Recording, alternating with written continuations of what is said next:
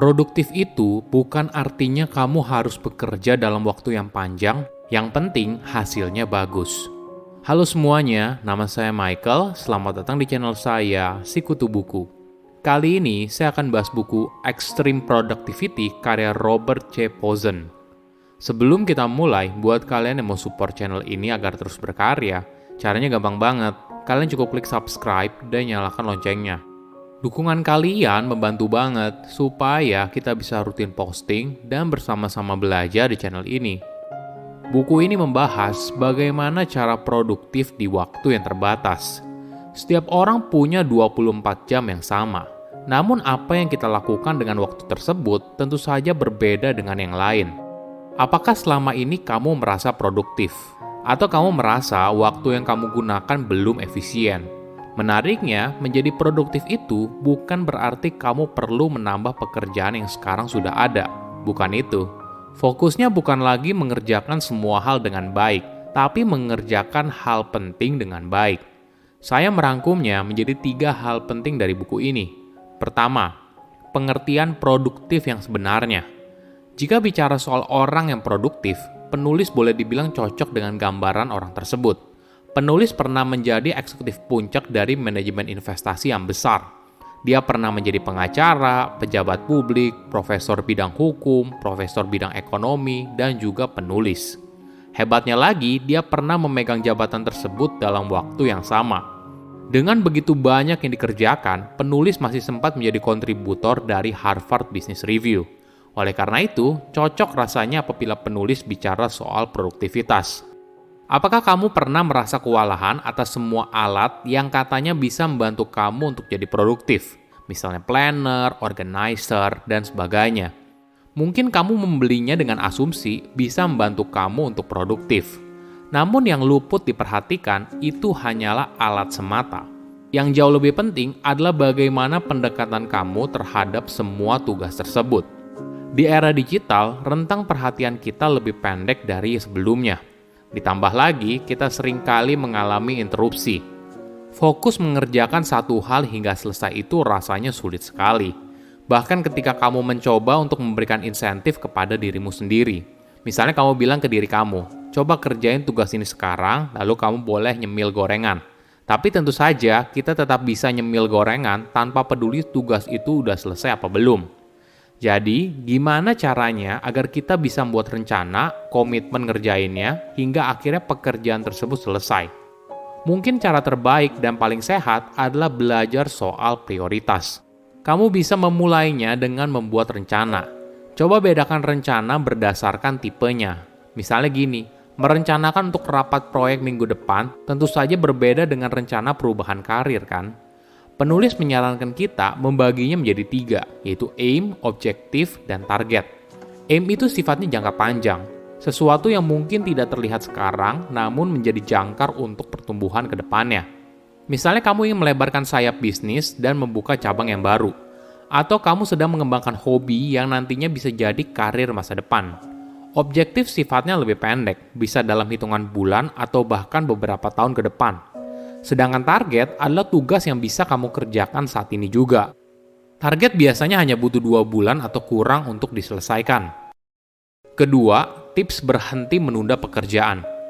Setiap orang pasti pernah menunda pekerjaan. Misalnya ketika kamu masih harus mengerjakan banyak hal, tapi kamu kewalahan dan tidak tahu harus mulai dari mana. Situasi ini kadang buat kita jadi bingung. Jadi, kita harus bisa tahu bagaimana cara mengatasinya.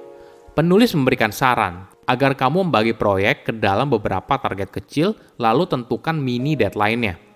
Biasanya, seseorang baru mulai bekerja apabila mendekati deadline. Nah, cara ini jauh lebih baik daripada hanya fokus dengan deadline yang besar di mana proyeknya harus selesai saat itu juga. Ketika membaginya ke dalam berbagai target kecil beserta deadline-nya, maka kamu bisa menyelesaikannya satu persatu. Misalnya kamu punya tugas untuk membuat sebuah makalah 14 lembar dalam 2 minggu ke depan. Deadline kamu adalah 2 lembar setiap hari dan sisa waktunya dapat kamu gunakan untuk editing dan evaluasi. Jika komitmen dengan diri sendiri sulit ditepati, kamu bisa meminta bantuan orang lain. Misalnya kamu menjanjikan kepada atasan kalau kamu akan memberikan laporan selama 2 minggu ke depan dan menginformasikan perkembangannya setiap hari. Dengan begini, kamu ibaratnya terpaksa harus mengerjakan hal tersebut supaya tidak mengecewakan atasan. Tapi ingat, jangan lupa untuk memberikan diri kamu hadiah ketika menyelesaikan tugas tersebut.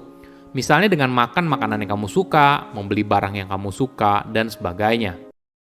Ketiga, ukur dari kualitas bukan kuantitas. Apakah kamu menilai kualitas sebuah buku dari berapa banyak waktu yang dihabiskan oleh penulis mengerjakannya? Tentu saja tidak, kan? Yang paling penting tentunya adalah hasil akhir.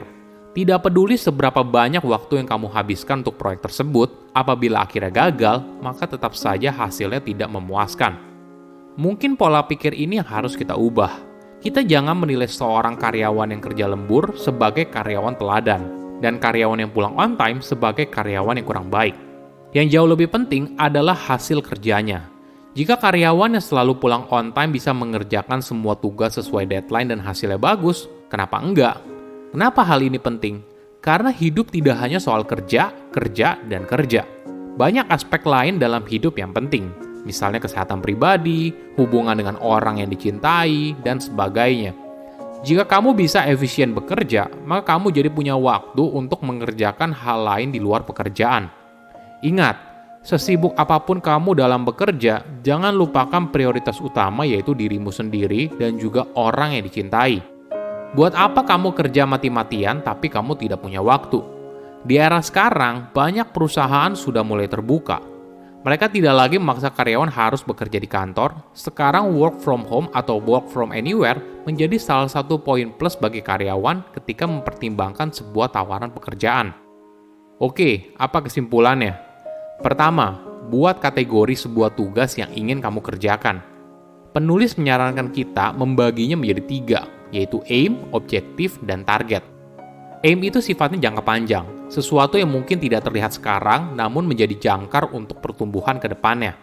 Misalnya kamu ingin melebarkan sayap bisnis dan membuka cabang yang baru, atau kamu sedang mengembangkan hobi yang nantinya bisa jadi karir masa depan.